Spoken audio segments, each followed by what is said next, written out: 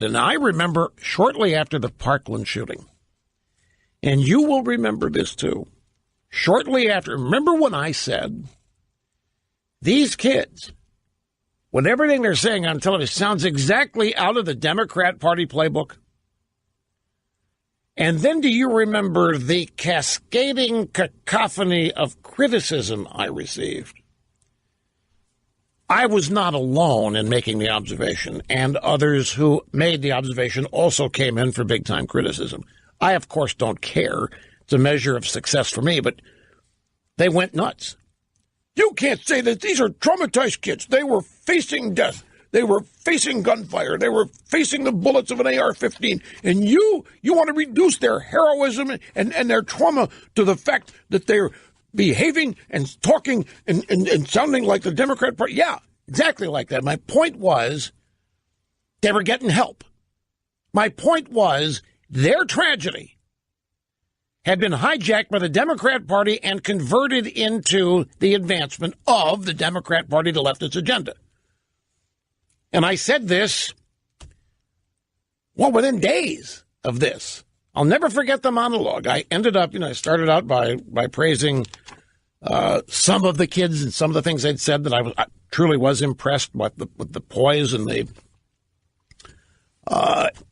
the knowledge, the ability to speak and so forth. But then on the activism side, it just looks awfully suspicious. I mean, these are 16-year-olds, 17-year-olds, and they sound like Chuck Schumer. 16, 17, they sound like Pelosi, or take your pick.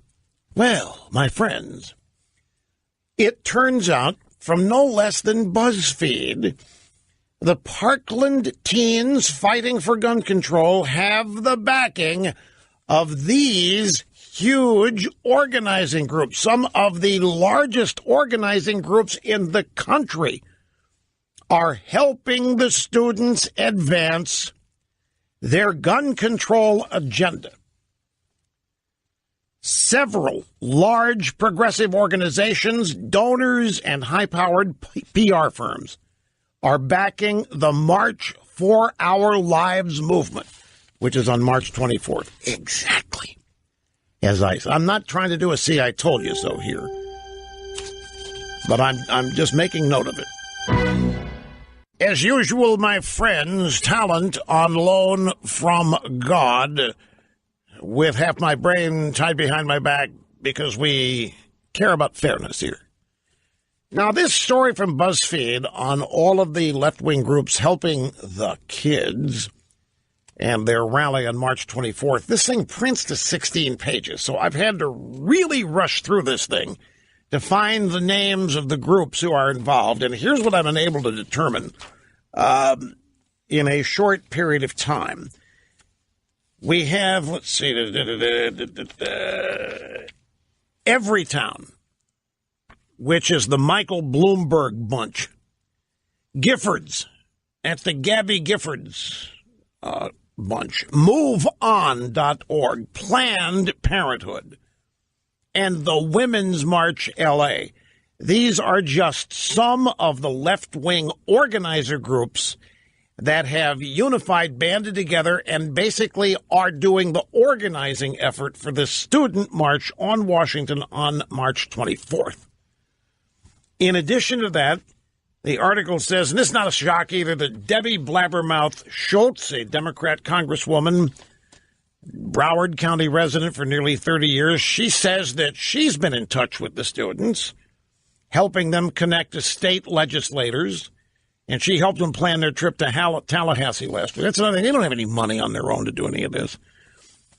And let's see, also help from Pelosi, Bernie Sanders, John Lewis, and let's see, American Federation of Teachers. So these are just some, and it's according to BuzzFeed, a left-wing outfit itself. So these are just some of the groups. Now, my point in mentioning, they're free to do what they want. Don't even misunderstand. I just want to remind you that when I suggested that this was already happening, I was raked over the coals by the usual suspects in the drive-by media for the usual insensitivity. And how dare he say something like that, that kind of garbage. But it was right on the money. And it had to be the case because they're 16, 17-year-olds, don't have any money on their own. They wouldn't know how to organize something this massive. It was patently obvious. But see, the drive-bys don't want this to appear to be political. Remember the magic here. The way this is all portrayed publicly is these are the victims. These students are the victims. Their reaction is real, and it is from their hearts. It has nothing to do with politics. And therefore, whatever they say, whatever they advocate, if they hate the NRA, if they want to get rid of guns, if they start ragging on Republican politicians and Trump, well, then you can't criticize them because they're the victims and they're not being political. So what they say, what they do, is then hoisted up to a level supposedly above politics, and it makes them unassailable. Another name for this is triangulation.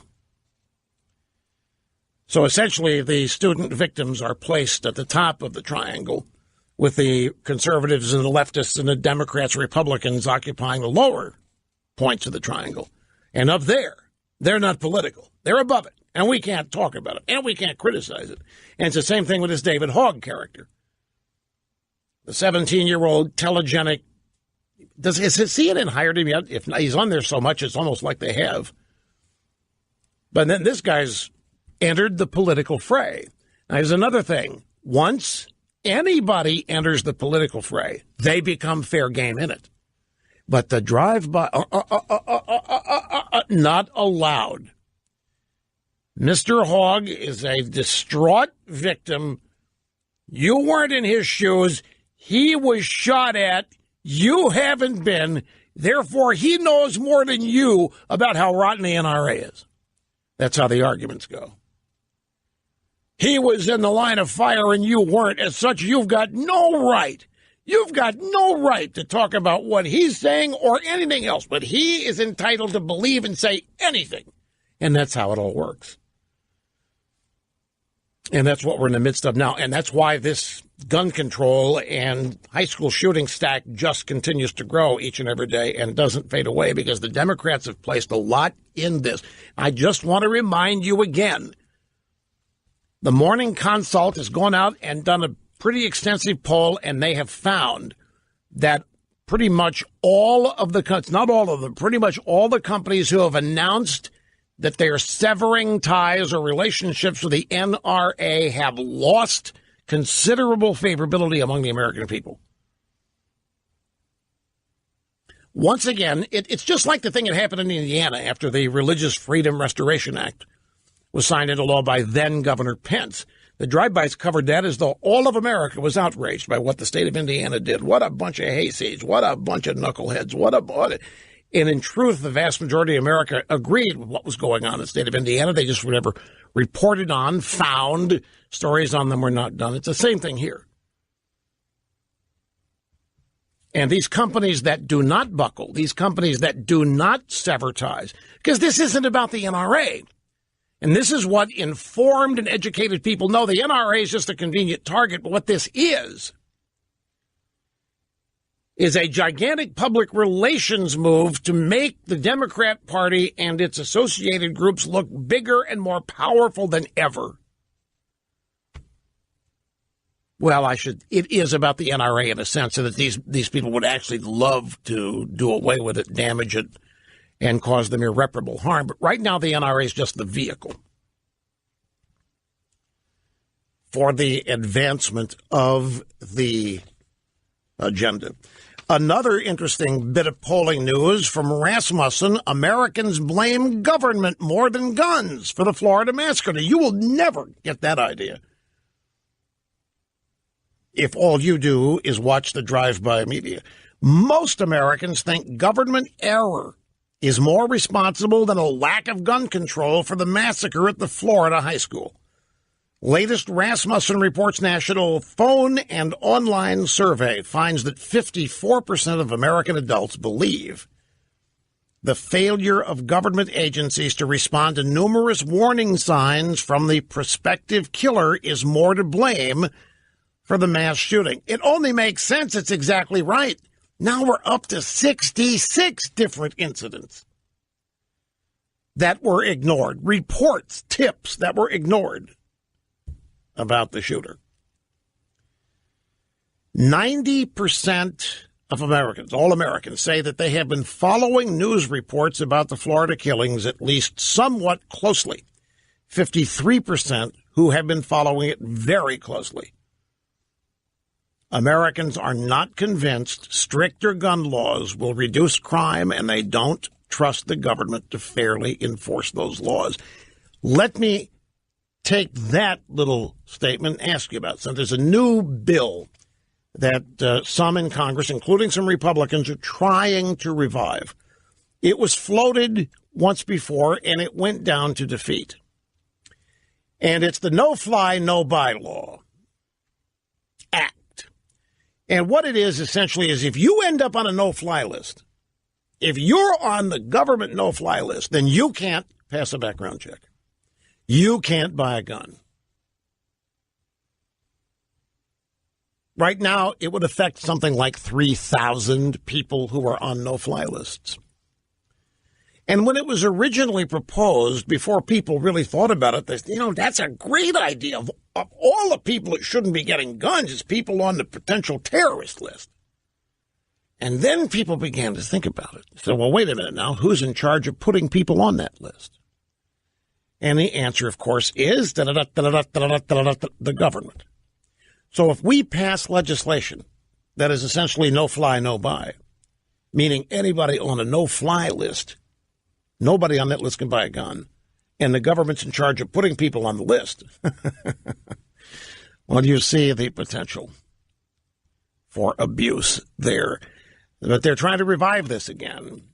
And in this heated atmosphere where the left and the media are making up and exaggerating the degree of animus toward the NRA, they're exaggerating and making up the degree of anger and opposition to guns in general. They're making it up.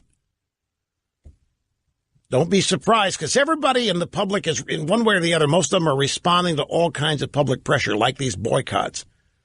These businesses responding to tweets and emails, threats, and what have you. They're just taking the path of least resistance. Some people have said, some of these companies don't have the guts to stand up. We don't have a chance if these people know what's going on and still don't have the guts to stand up to it. And I understand the thinking. I'm telling you, folks, when you run a business, an industry, corporation that is heavily regulated by the deep state, the administrative state, there's a lot of fear of the damage they can do to you simply with their regulatory power.